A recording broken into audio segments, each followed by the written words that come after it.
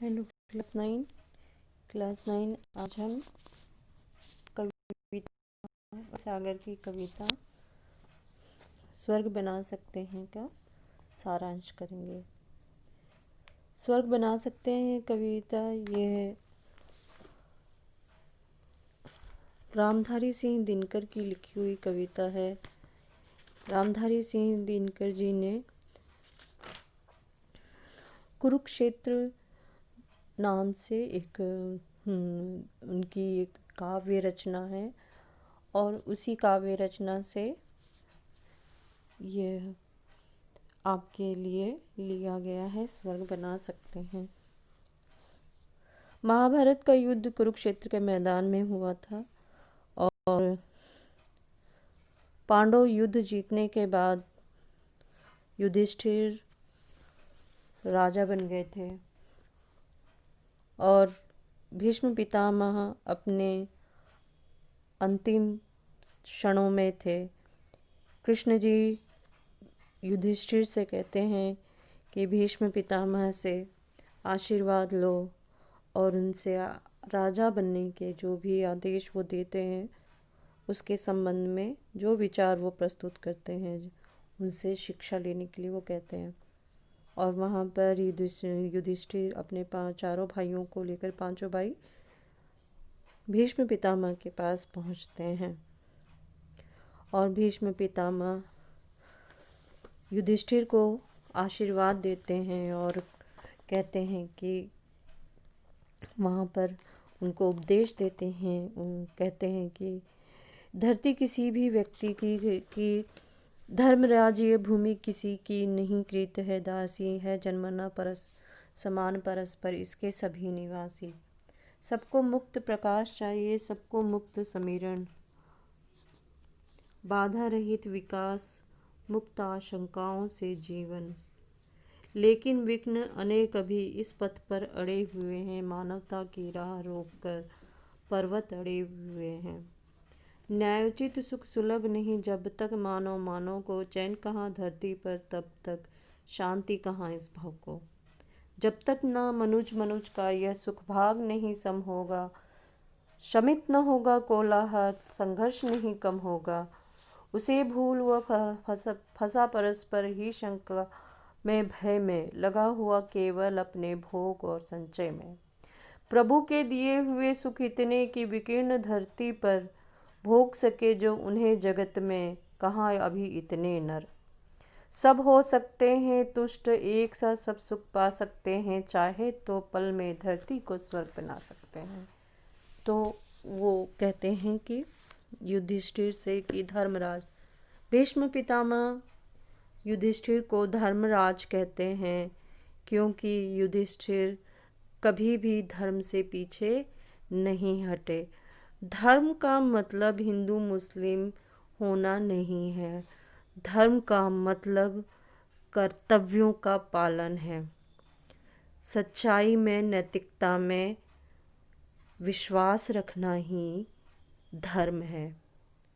बाकी जो धर्म हम आज करते हैं वो एक जीवन जीने का ढंग है जीवन जीने की कला है और धर्म में जीवन जीने की कला में यही उपदेश होता है कि मनुष्य को मानवचित कर्तव्य हमेशा करते रहने चाहिए। उसे नैतिक जीवन जीना चाहिए और एक स्वयं भी उसे आगे बढ़ना चाहिए और दूसरों को भी आगे बढ़ने के लिए प्रेरित करना चाहिए न कि किसी को नुकसान पहुंचाना है। तो धर्म का मतलब है जीवन जीने का ढंग जीवन जीने की कला और जीवन जीने की कला है नैतिकता मानवता। मनुष्य को अपने कर्तव्यों का भान होना चाहिए। उसे एक नैतिक जीवन जीना चाहिए। उसे नीतिगत जीवन को शैलियों को अपने जीवन में अपनाना चाहिए। जो दूसरों को कष्ट दे ऐसा कोई भी अनैतिक कार्य नहीं करना है। हिंसा दूसरों को पीड़ा देती है अतः अहिंसक बनना है। तो धर्म की परिभाषा ये है और इसी को ही इसीलिए वो युधिष्ठिर को धर्मराज कहते हैं कि वो धर्म के राजा हैं जो कभी भी अपने कर्तव्यों से पीछे नहीं हटते हैं। वे कहते हैं कि अपने कुरुक्षेत्र के मैदान में भीष्म पितामह धर्मराज युधिष्ठिर को उपदेश देते हुए कहते हैं कि यह धरती किसी भी व्यक्ति की खरीदी हुई दासी नहीं है, यह प्रकृति का निःशुल्क उपहार है। इस भूमि पर रहने वाले सभी निवासियों का समान रूपों से अधिकार है। प्रकृति के उपादानों की समान रूप से आवश्यकता है, किंतु सभी लोगों को समान अधिकार नहीं प्राप्त हो पा रहा है। इसमें अनेकों बाधाएं हैं। न्याय के द्वारा इन बाधाओं को दूर करके जब तक प्रकृति के उपहारों का समान वितरण नहीं होगा, तब तक धरती पर अमन चैन नहीं आएगा और न ही संसार को शांति मिलेगी। सभी लोग अपना सुख भाग प्राप्त करने के लिए परस्पर लड़ते झगड़ते रहेंगे। आज का मनुष्य शंकालु प्रवृत्ति का हो गया है। वह एक दूसरे को शंकित होकर भयभीत होकर देखता है। इसका सबसे बड़ा कारण उनका एक दूसरे पर अविश्वास है, उनमें विश्वास की कमी है। जब वह पूरी तरह से स्वार्थी होकर जीवन व्यतीत कर रहा है। उसका पूरा ध्यान अपने सुख सुविधाओं की वस्तुओं को संग्रहित करने में लगा हुआ है।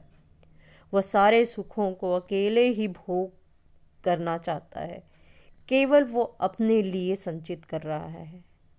और यही भीष्म पितामह के अनुसार कि ईश्वर ने पृथ्वी पर मनुष्यों के अनुपात से भी अधिक सुख दिए हुए हैं पूरी धरती पर, और इतने सुख हैं कि धरती पर उतने मनुष्य भी नहीं हैं। यदि संसार के सभी मनुष्य चाहें तो सभी को एक जैसी संतुष्टता प्राप्त हो सकती है, सभी को सुख प्राप्त हो सकता है। यदि पृथ्वी के सारे मनुष्य मन से चाहें तो इस धरती को स्वर्ग बना सकते हैं।